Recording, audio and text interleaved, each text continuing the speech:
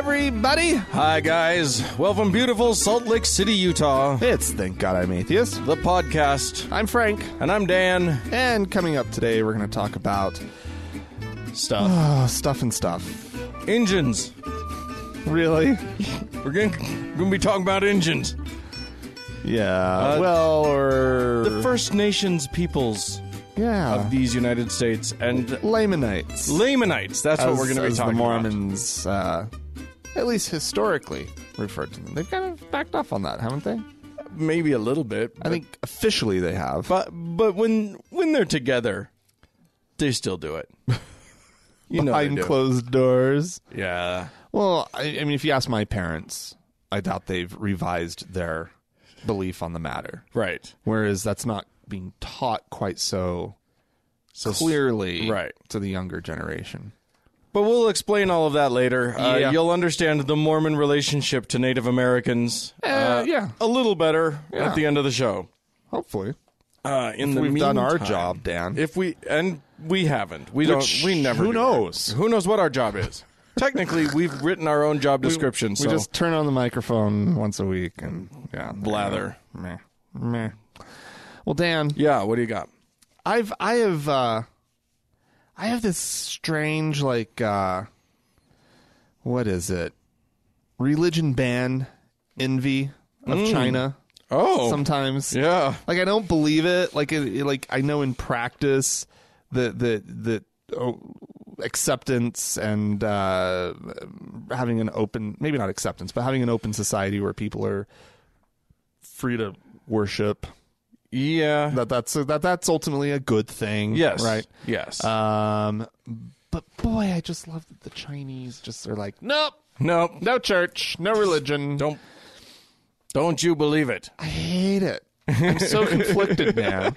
Because I want to just be like, yeah, love it. Yeah. So there is in the Zhejiang province in China, they have one of my favorite provinces. Beautiful. It's in eastern China. They've banned all kinds of religious activity in their hospitals. Oh. So this includes pastors going and visiting. Yeah. There's no more praying for the sick. There's definitely no preaching. Okay. And this is... Wait, can family members pray for their loved ones? No. Just knock it off. Because this is according to a spokesperson for the hospital.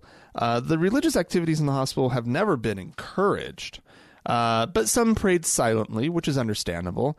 On the other hand, we all are here to support patients, but others made noise reading the Bible or reciting prayers aloud. Yeah. And that's not good. End quote. So it's a noise complaint. It's ultimately a bothersome and annoying activity. Yeah. That the Chinese... and it's spreading to other provinces, but this is where they're really just like, okay, we're cracking down on this. And the reason that it would start in Zhejiang province is because it's, Wenzhou, which is a city in that province, has been called the Jerusalem of China by some. Oh.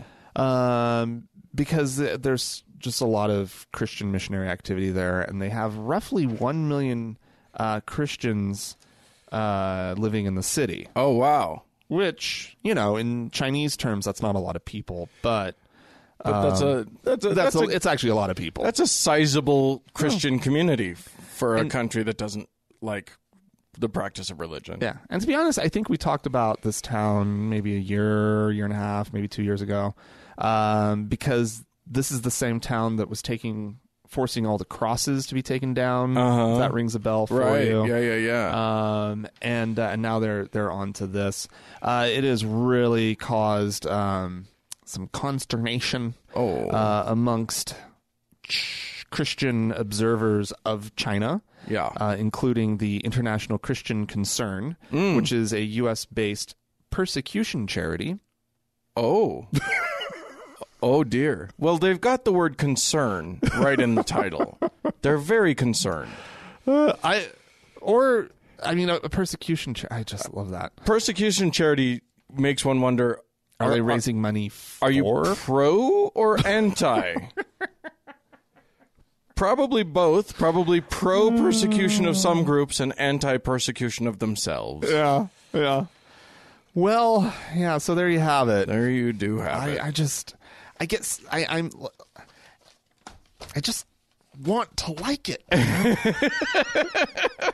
And then and then I just know it's wrong. Yeah. I know it's wrong, but I just want to like it. I just, the worst, here's the thing. Here's where it gets, where the rubber meets our road, is that, like, anybody who's had to spend more than a day or two in hospital in the U.S.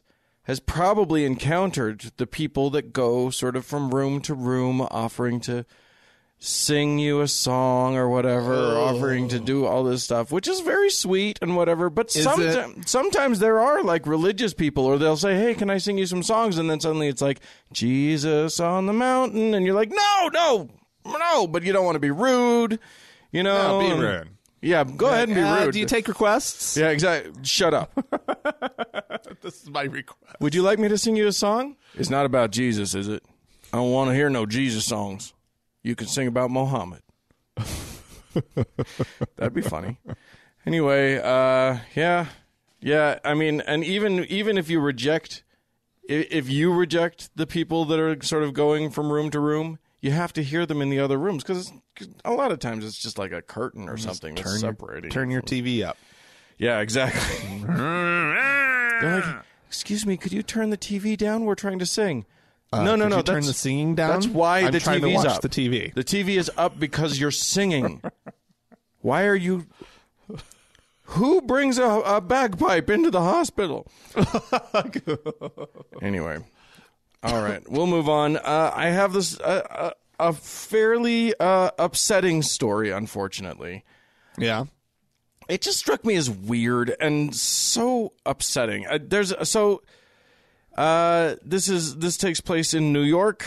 There's a community, there's a big Hasidic Jewish community in New York. Yeah. The Hasidim are ultra Orthodox, very, very conservative, very insular. They keep very much to themselves and stuff.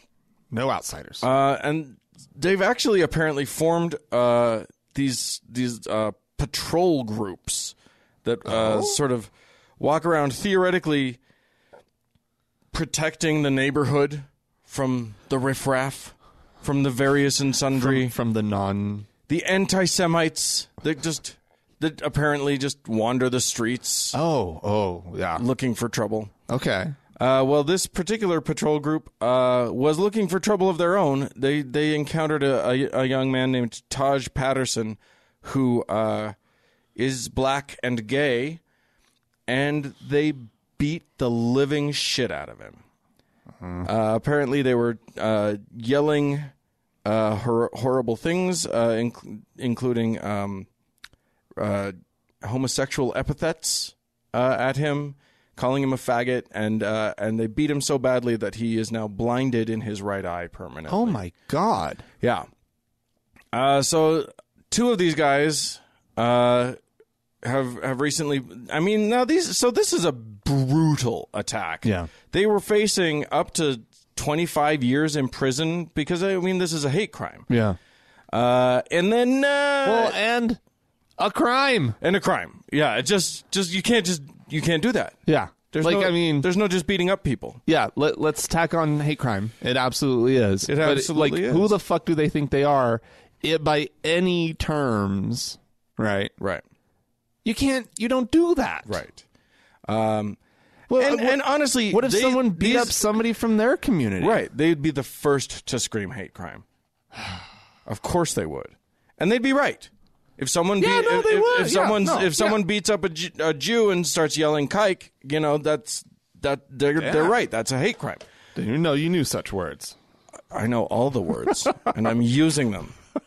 They're hate words, and that's part of how you know that this is a hate crime. Yeah. So the idea is, they faced up to, these two faced up to 25 years in prison. There were many more that were apparently involved, but these two both pleaded. So they pleaded guilty and got a plea deal where they avoid jail time completely. What? They have to pay $1,400, which is nothing, in restitution, and perform 150 hours of community service. $1,400? $1,400 in community service. Oh, you know. Now, here's what? Here's where it gets even shittier. Their community service is required to be in a, quote, culturally diverse placement, which they don't want. And so these guys are getting off basically scot-free. And they're still fighting it. So they came back and they were like, okay, we'll do our community service for Chai, I don't know how you pronounce it, CHAI Lifeline, which is a group that works with Jewish children with life-threatening illnesses. Okay. It's not the point. Not the point. Not culturally diverse. Not the point. They're just doing everything they can to avoid actually having to deal with people who aren't human them. Beings. These are horrible people. I really think so. I mean, this is just and I just sort of I bring it up because what the I don't fuck is wrong with I these definitely two? don't blame religion for this, but I blame tribalism for this and insulation for this. Yeah, and religion can cause their brand of Judaism. As you said, is insular, closed off to the outside world. Right. You know? And when you do that, you breed hatred. You breed a lack of understanding and empathy. You breed all sorts of stuff. So, anyway, yucky stuff. There you go. Well, I bet some members of that community are wishing that there was an online service available that allowed them to basically not disaffiliate. Oh. Maybe not, though. They probably like it. Maybe, who knows? But in Norway, that was a little transition. You're segueing. Okay, we see. It was clunky, but we made it. No, I'm here now, Dan. Okay, go. Please allow me the space to tell my story. The Church of Norway, which is Lutheran. But this is the state church. It's official? The state church. Okay. Roughly 3/4 of Norwegians technically belong to it. Mm-hmm. And they've been under a little bit of fire, or they've taken some fire over the fact that they have had sort of shoddy record keeping, right? And that they're probably claiming a much larger membership than actually exists. Right. And this is important in a place like Norway, where because it is an official church, there's money being channeled to it. Yeah. Based on their membership. Right. And so they have the Church of Norway set up this website where people are able to go on and say whether or not they actually are. Okay. And so it started with the database of who they thought was actually a member. Yeah. On the very first day that the site was active, they lost 10,854 people. In the first 24 hours the site was live. That number grew to over 15,000 over the course of the following few days, which I think is where it kind of lies at the moment. And the leading bishop of the Norwegian churches, Helga Hogland, I didn't know I was going down this road, Befuglien, said, we were prepared for a significant number of resignations, and we have great respect for the individual's choice. These signals we take seriously. Our task will be to pass on the Christian message and to convey the important role that the church can have in people's lives. But clearly, I just think that the whole thing is brilliant. Yeah. Because this is how membership in churches should be determined. In a modern era, put up your website, start with what you think you have, and let people go on, look themselves up, prove that their identity is real, that they're actually that person, and then say whether they want to continue or get out of there. I think it's backwards. I think they should set up a site, and if you affiliate, you have to go. They have to just encourage all of their members to go and sign up and prove that they affiliate. Well, in this case, you're probably right, since it is an official church. But you can see why they wouldn't want to set it up that way. Yeah, totally. Because there's a lot of money on the line. Yeah.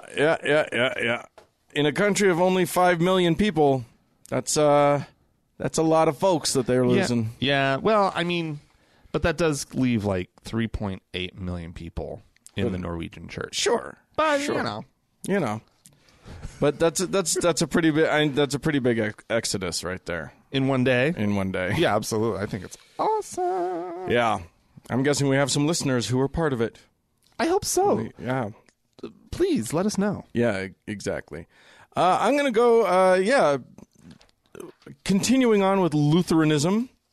Yeah, so Lutherans, as we know, stemmed from almost exactly 500 years ago. Really? Martin Luther nailed his 95 Theses to the castle church door, if you'll recall. Yeah, I do. So recall. it was like literally next year on October 31st of next year, 2017. It will be the 500th anniversary. Are we going to celebrate that? Oh, for sure. But let me tell you how the Lutheran it's an important moment in the history of religion in the West, right? You know. Well, let me tell you how the Lutheran Church of the United States, one of the largest, Lutheran denomination of the U.S., has approved a declaration that says that quote, there are no longer church dividing issues. Many of the points that Martin Luther had a problem with the Roman Catholic Church. Okay. They're coming together. Are they seeking reconciliation? Yeah, they're basically. Well, I mean, they're basically saying they're getting closer. Well, there's still that whole clergy marrying thing, though. There's a lot of things that they. So this is. Is this a lady? There's a person. Who's this person? Who are you? Anyway, presiding Bishop Elizabeth A. Eaton. Now that's a problem right there. A woman who's a presiding bishop. Well, maybe that's what the Pope's up to. Maybe. Trying to get the women in with the deacon nonsense, Yeah. There you go. So anyway, she says, though we have not yet arrived, we have claimed that we are, in fact, on the way to unity. This declaration on the way helps us to realize more fully our unity in Christ with our Catholic partners, but also serves to embolden our commitment to unity with all Christians. What are they doing? I don't know. Is there something coming up next year? Are they going to announce on the 500th? That we're all Catholics again. Yay, Pope!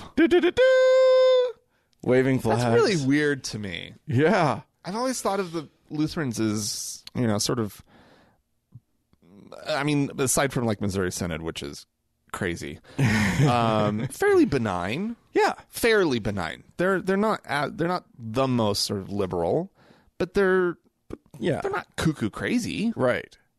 I mean, but if they realign with the Catholics, this was sort of the start of the Protestant movement. So and it arose out of logical questioning. So you'd think that they would be more reasonable as a group, but that was no. That was 500 years ago. So yeah, there you go. Yeah. Anyway, we're not in Wittenberg, people. Well, Dan. Yeah. If they do successfully join back up with the Catholic Church, they'll have to deal with the likes of this Catholic priest. Another fantastic segue, Dan. Boom. Nailing it every single time. There's a bishop in Italy. Yeah. That has been observing this whole Pokemon Go thing with a bit of suspicion. Oh, yes. He says, he says that the game is diabolical and, quote, a totalitarian system like Nazism. Huh? Please to explain? This not make much sense to my brain. Yeah. Well, his diocese is centered in Noto, in Sicily. Okay. And apparently he's sort of he gets a little bit of press attention from time to time. He just says crazy shit. And the Italian press is like, yeah, sure, we'll quote you. Yeah. We'll write an article about how that crazy thing you just said. So he's proposed a ban on the app to preserve the social stability of the men and women in his region. So he says that the game has alienated thousands of young people, right, by getting them hooked on the monster hunting thing, right? And he has employed 2 lawyers who are pursuing legal action to shut the whole thing down. Wow. Because of this, serious, ill on society that the Pokemon is inflicting. He's just bitter because he never caught a Snorlax. No. But it's interesting because he seems to think, right, because he's talking about this alienation of thousands of young people and blah, blah, blah. He seems to think that these young people were somehow not already alienated from the what church he's all about. Yeah.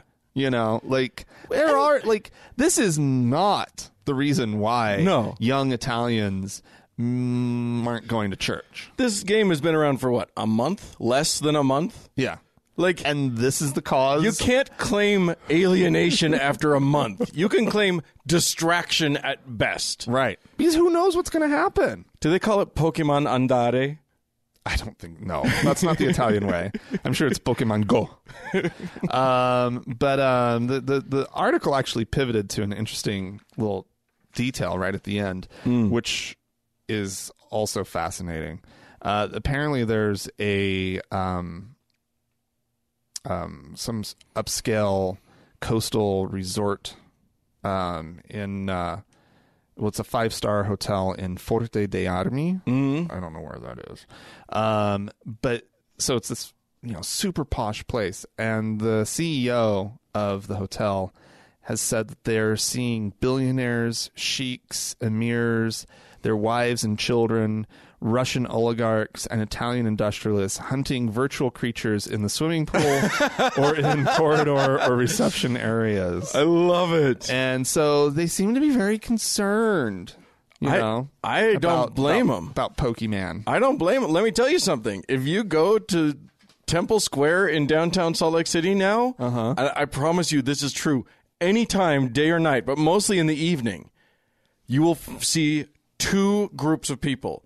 One group trying to get their bridal pictures done, and another group running around yelling, "There's a Golduck over there," and blah, blah, blah. And literally, it is all Pokemon all the time. It is the best place to go in Salt Lake City for Pokemon. There's all of these Pokestops, and people put up all the lures, and so it's just constant. And the little park across the street from the City Creek Park, or the one that's got the Mormon statues, the Brigham Young Park. Yeah, the little thing that's always flush with Pokemoners. I've driven on State Street and seen a ton of activity. I didn't put 2 and 2 together that that's what was going on. It's so funny.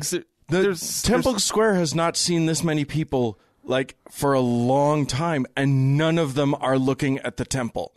None of them are reading anything about the temple. None of them are doing anything. It's go. You need to go, Frank. Well, I'm going to be downtown this afternoon. The temple itself is a Pokemon gym. No, it's not. Space Jesus is a Pokestop. It's amazing. So you have people running into the Space Jesus room just to get the no, because you can be outside of it and still get it. Okay. I don't think anybody's going into any of the like things. They're just playing Pokemon. Did you go play Pokemon there? I did. You did? Yeah, I love it. You love Pokemon? I love Pokemon Go. Pokemon? I know I should be embarrassed about it as a 41-year-old man, but Yeah, you just turned 41 too, Dan. I did. Happy birthday to me. Yeah, happy birthday, Dan. Yeah. There you go. 41. I know. You're almost there. No, I'm still a ways off. I'm like full weeks away. Yeah, but it just seems like you're such you a feel young man. so much older than me right now. You're such a young man. It's really remarkable. Well, it's what you're sensing is the wisdom that I have that you lack. That's what you're sensing. That's what you're picking up on. I don't know, Dan. Anyway, I'm going to move on to Louisiana, where there is I don't know if you've heard this. There's some flooding that's been happening in Louisiana. Yeah, it's been horrific. Yeah, it's been it's awful. A horrific thing. There's also been a delightful little flood of Schadenfreude for one particular flood victim. What? The Family Research Council is a Christian group that is good at doing the standard Christian-y things like hating on gays and stuff. Okay. They're one of their leaders, Tony Perkins. This is a guy who has agreed with things like the idea that Hurricane Joaquin, which devastated the Bahamas, was a sign of God's wrath against abortion and same-sex marriage. Totally agree with all of this guy. that sort of thing. Yes. Well, what is it a sign of when his house is destroyed in flooding by a natural disaster? You mean that thing that in his insurance policy is called an act of God? An act of God. Yeah. What's God trying to tell you now, Tony? Because before God was telling us all about how bad the queers are. So now if your house gets destroyed, what's that about? What have you been up to? What are you doing, Tony? Doing in your house?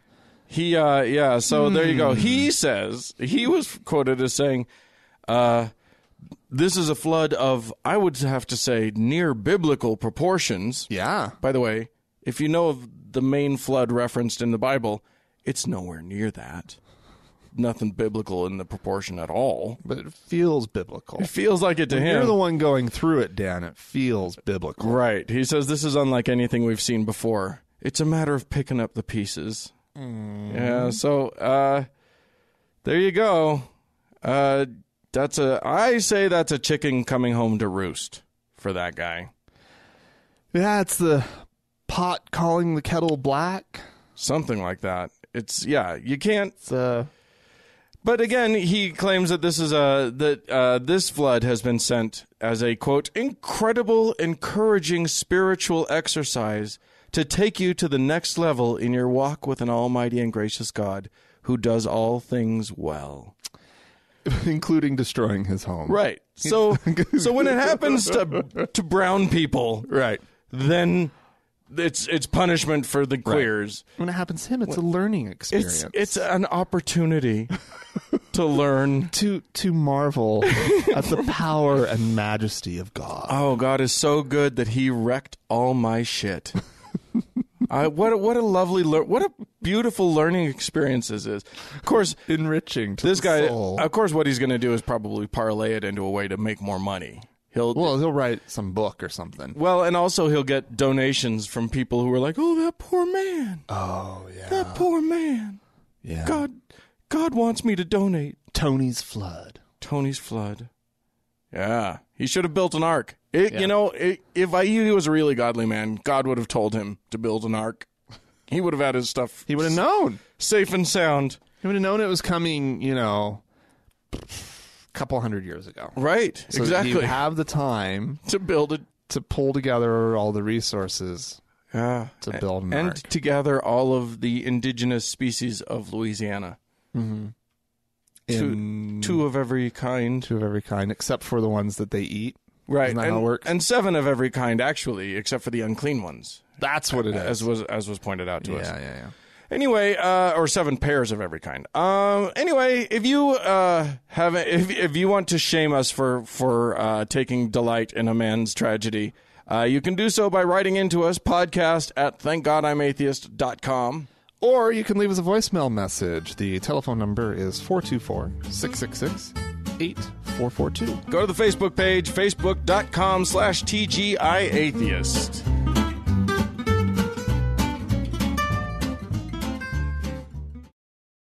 All right, we're going to play some audio for you. Yeah, we're going to listen to Sandy Rios talking about... You remember, Frank, that Target, the Target store? Mm-hmm. Love it. I hate saying Target. Why did I do that? That was awful, Dan. Boo. Are you I boo me. I'm booing my own self. Are you a middle-class housewife? Upper middle-class housewife who I am. likes to slum it and pretend that it's at Target. super chic? Anyway, Target, if you'll recall, made it a national policy that anyone could use the bathroom that they feel corresponds with their gender, not that other people would say corresponds with their gender. So trans people are welcome to use the bathroom that corresponds with their actual gender, not just the one that they were assigned at birth. And they got a huge backlash from the Christian right, who was like, meh, meh, meh. Because it's terrifying. I am awful. not going to walk into a restroom with a trans man. What if I let my 12-year-old girl go into the women's room, and I think she's safe, and there's some man in there dressed up like a girl who wants to just molest her? That's the big concern. That right there would be alarming. Yeah. That would be alarming. Right. That's not what it is. That's not what it is. So anyway, let's listen to the audio. Anyway, so she has concerns about they've got a boycott going. She's got concerns about the boycott. It might not work. And here's the thing, Alex. It isn't just about Target. It really isn't. This happened concurrent, with the North Carolina law. Just simply said that people should use the bathroom that comports with their physiology. If we do not keep the pressure on Target, this will quickly. We know how major corporations are. They are scared to death of anything that isn't politically correct. This will spread like wildfire. We will not be able to go to the bathroom anywhere. Alex, and so that's why we need, in fact, if people are listening and they haven't joined the boycott yet, you can go to asa.net, and sign your name, and most importantly, stop shopping at Target until they correct this, until they correct it completely.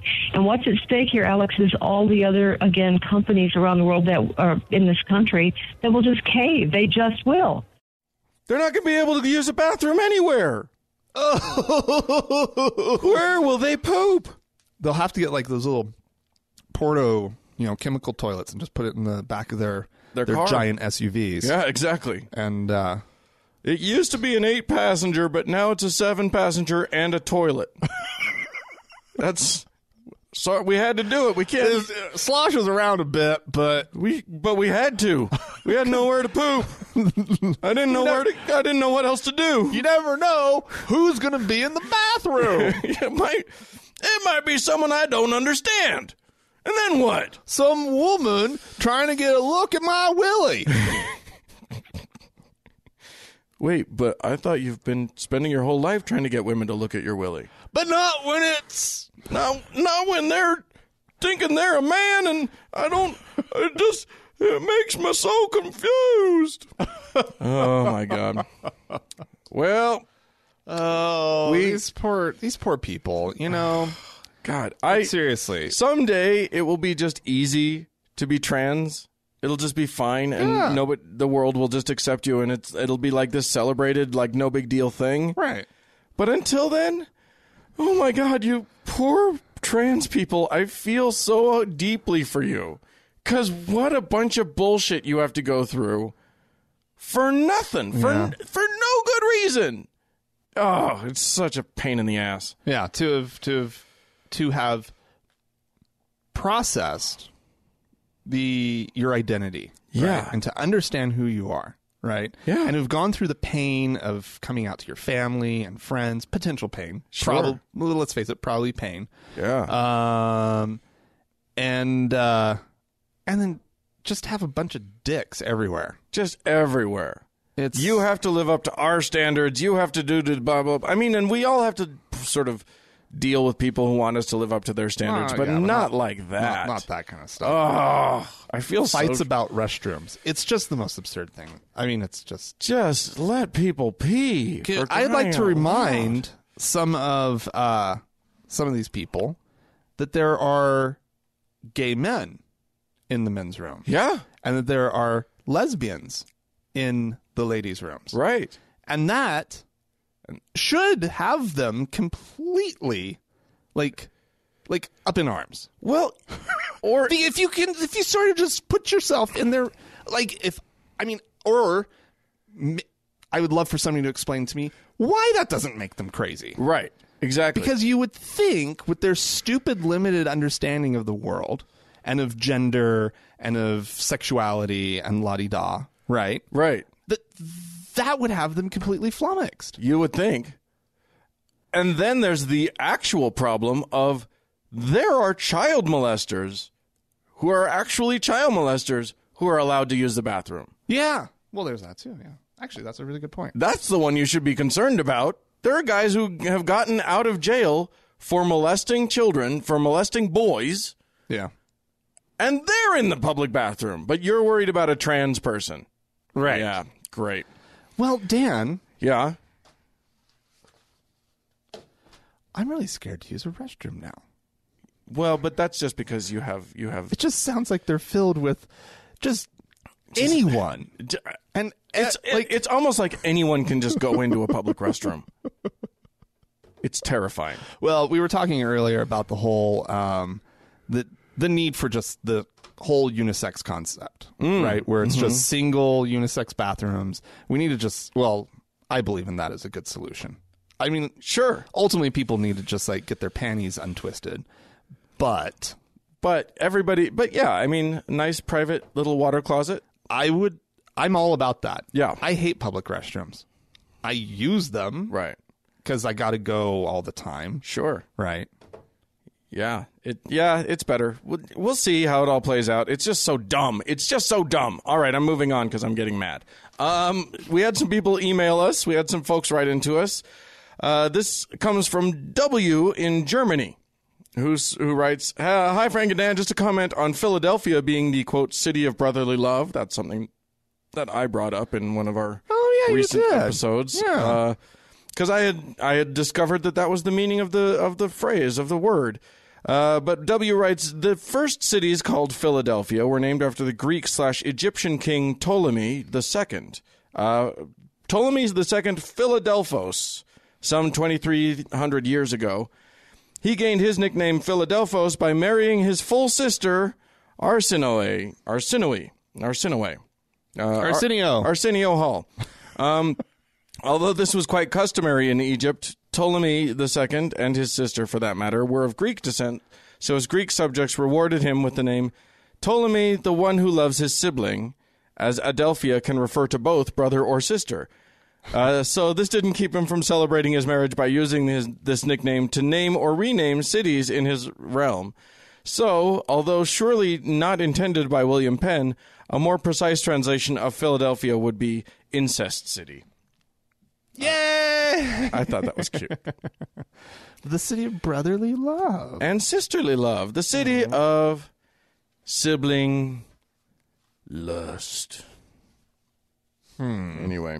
We also had Kyle write in. Kyle said, "I wanted to comment on your discussion about Utah always voting Republican.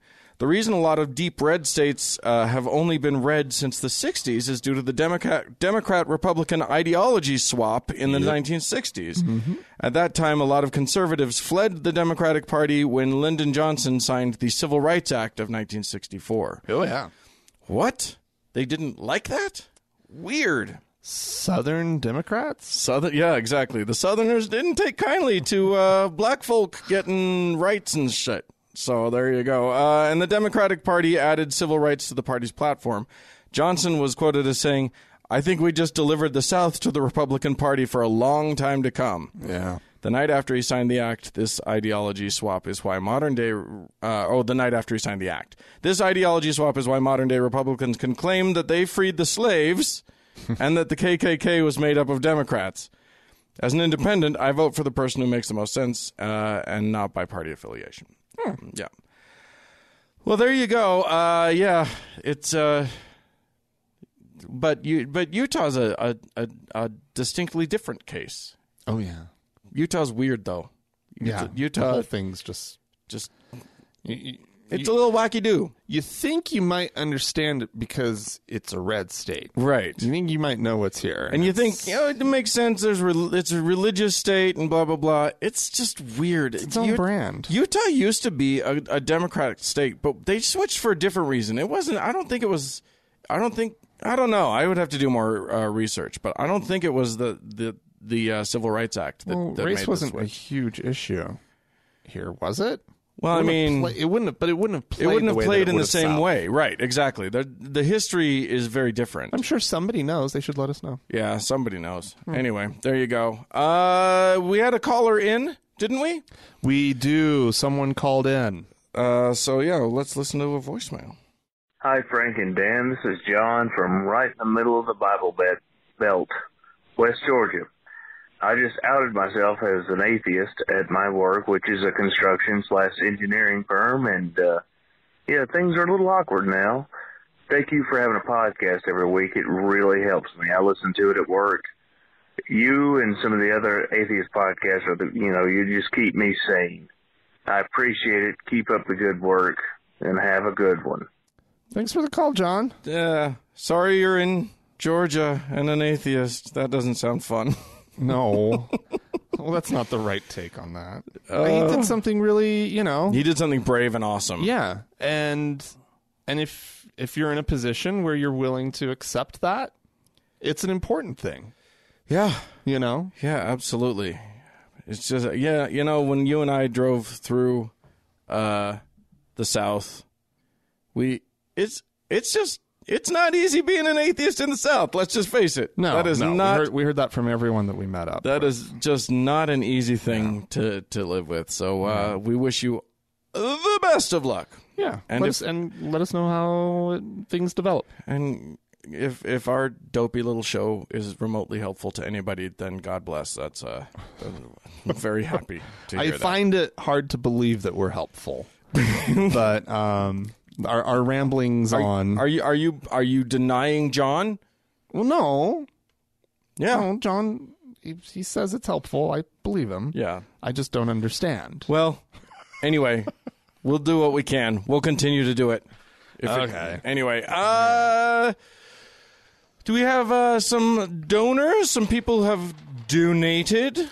We have new to patrons. The cause. These new patrons on Patreon now have access to a commercial-less version of the show. You too can be a patron and get the same thing. Right. So I would like to thank James, and this is a new name for me, Brussel.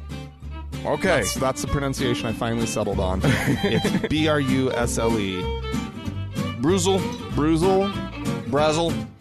Anyway, Brussel. Thank you so much for your donation.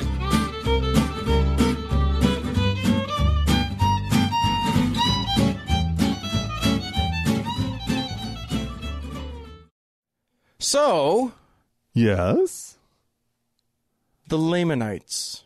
If you're not familiar, ladies and germs, with the term Lamanite, that's understandable because most of you probably weren't Mormon like Frank and I were at one point. But Mormonism has as its foundational document the Book of Mormon, and that is a book in which the origins of the native peoples to these Americas are explained.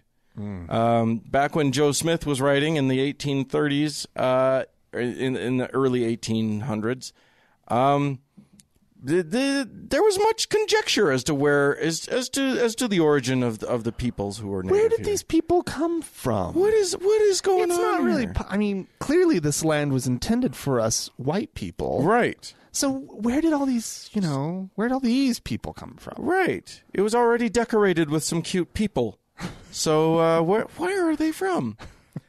So the answer came to Joe Smith in the form of golden plates given to him by God, which told the story of Jews, native Jerusalemites who had crossed the ocean on a magic boat that they built. Yep. That made it all the way across the ocean. Yeah. To the Americas, and they started the peoples of the Americas, and that's how you get the natives. Yeah. They were called, so the Mormons called them Lamanites after their progenitor Laman, who was the bad guy. Yeah. In the Book of Mormon. Yeah. So he was the original bad guy. So yes, the darkness, the brownness of their skin reflects the badness of the people. Yeah. Well, yeah. They were bad. They That's were how God works. cursed and marked with darkness. Clearly. Rather than being white and delightsome, Right. like us good European folk. Which is the way that God intended people to be. Right, yeah. Darkness is bad. We learned. This is what they believed. This is they don't say it that way anymore. No. But it's inferred. It's still there. It's still there. They did change the wording. It no longer says white and delightsome. It says light and delightsome. Right. Or no, pure. I think it's gone to pure now. Pure and delightsome. So lightness equals purity, ladies and gentlemen. That too. Anyway, there's a new so what got me thinking about this is that there's a lawsuit that's happening by some Navajo. It's actually being tried right now in Navajo tribal court. Okay. Alleging sexual abuse in a program, but by four current plaintiffs. In a program that was alternately known as the Lamanite Placement Program, or the Indian Placement Program, or the Indian Student Placement Program. Right. This was a program that was started back in the 1940s by the LDS Church, by the Mormon Church. Mm-hmm. And basically, it's a program that has a lot of controversy surrounding it. Yes. Because here's the deal. They took Indian kids, they took Native American kids from the homes, from their Native American homes, Yes. and placed them with white families to get them an education. Right.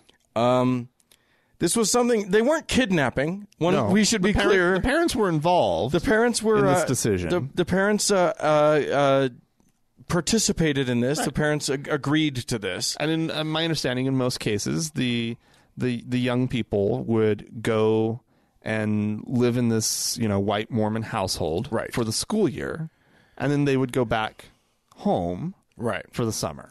In the meantime, though, of course, they were subjected to the concept. I mean, the basic overriding concept of this was sort of let's be generous and give them the benefits of whiteness, which and of Mormonness. And of Mormonness, right.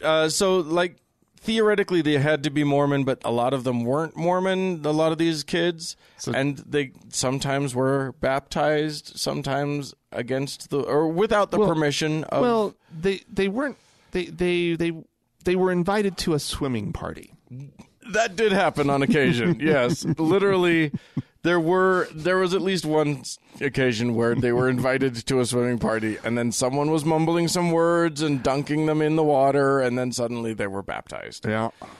But yeah, mostly it wasn't sort of guerrilla-style baptisms, but it was completely geared toward weaning them off of the barbarian customs of these horrible red men. Rightly so, Dan. Well, I mean, white is better, and all things associated with being white are obviously better. And that was sort of the predominant theory of this program. I really hope that little clip's never taken out of context. Yes, I do too.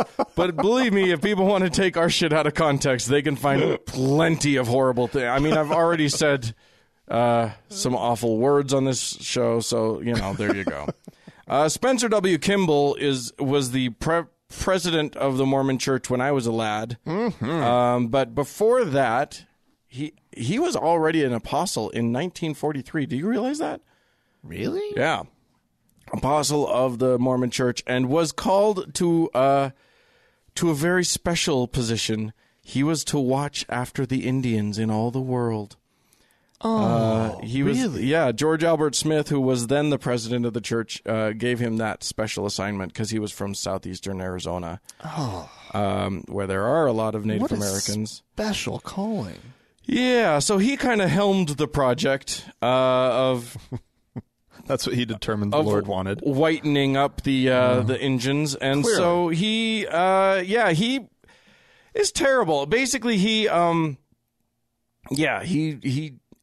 the one who had a quotation about how, as he watched the kids learning from their white adopted families, he could actually see their skin getting whiter. Oh no, I've seen that before. Oh yeah. Oh no, it happens all the time. because that was at a time when they unabashedly, when they didn't hide at all from the doctrine that dark skin was a curse from God. Oh yeah. So like he would say, yeah, you can see it. You can see it happening. In these beautiful, over the course of an afternoon, really. Right. Oh my God, it's so gross. So anyway, yeah, now there's this lawsuit that's happening where the LDS Church is being sued because they didn't protect these kids. And apparently they were alerted, the church was alerted to the problem of some of these kids getting molested. Right. And did nothing. Or at least that is what is alleged in the lawsuit. Right. I think it's kind of delightful. I'm guessing that it's pretty that it's just kind of egregious, but they are demanding a deposition from the president of the Mormon Church. Tommy Monson. Thomas S. Monson, the Pope of Mormonism. They want him to take the stand, to have to be deposed. I don't know if that's going to happen.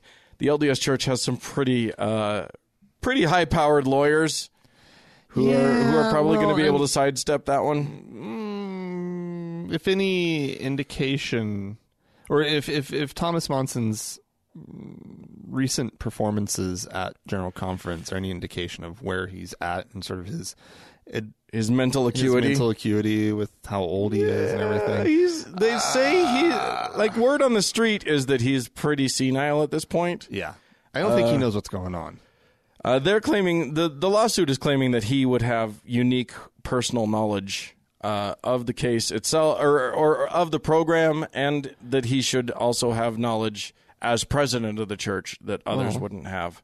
Well, Monson was he's been an apostle a really long time, and he was a member of the first presidency back in the 70s. Was Is he that when really? He was called in for a long time. He's been around the top echelons of the church for a very long time. Yeah. But anyway, so there you go. We'll see how this plays out. We'll try and keep you updated if anything interesting happens. But the reason that I wanted to talk about it was just that I wanted to talk about this lovely program that they had. So lovely. So welcome to assimilation, I guess was the thing. Resistance is futile. It's interesting. My dad my dad was around in Utah during much of this time, and I think he knew some people who had taken in some Indian children and stuff. And he was, I would talk about the racist elements of it, but he was pretty conflicted, and a lot of people are conflicted, and it's understandable because a lot of these kids would not have gotten an education, would not have gotten opportunity. It isn't. If it hadn't been for this program, it's not as easy as just dismissing it as a racist program, Right. Because there were kids that were placed that these parents were willingly giving up their kids to this program because they wouldn't be able to offer the education that the kids were going to get. Right. And that's how it was being sold to them. Yeah, it wasn't. absolutely. Hey, we need to keep these kids like fully indoctrinated in the church. Right. Right. Or we're trying to, It was about the education. Right. So it is, my I'm not sure if because my sister, I almost said my wife's first husband. I don't know why I couldn't get the word out of my mouth. So my sister's first husband what is Native American. Uh-huh. Well, he's First Nations because he's Canadian. Right. And I don't know if it was specifically this program, but he had a similar experience of being taken off the reservation and living with a Mormon family in Calgary. Right? Yeah. And I guarantee it was part of this. It seems like it would have been. The last student left this program in the year 2000. Oh, so dear God! It has kept up for a long time. Technically, it has not been disbanded. It just isn't in use anymore. The program. It just sort of stopped. Fizzled. Yeah. Well, more of a whimper than a bang, I guess. So yeah, I mean, but it's been around since the 40s, and frankly, even people who participated in it, they'll talk. A lot of them talk about I don't feel the connection to my roots that I wish I did. I don't feel the connection to my people that I wish I did. Yeah. But I'm grateful for the education, and so a lot of them are still very faithful Mormons, and right. Yeah. Yeah. I tell you. Very, very interesting stuff. All right. Anyway, there you go. If you guys have anything that you'd like to say about this, any comments you'd like to make about programs like unto this, I'm sure that there are many. Please write into us, podcast@thankgodimatheist.com. Or you can leave us a voicemail. The telephone number is 424-666-8442. Yeah, and go to the Facebook page and check out what Mackenzie's up to over there.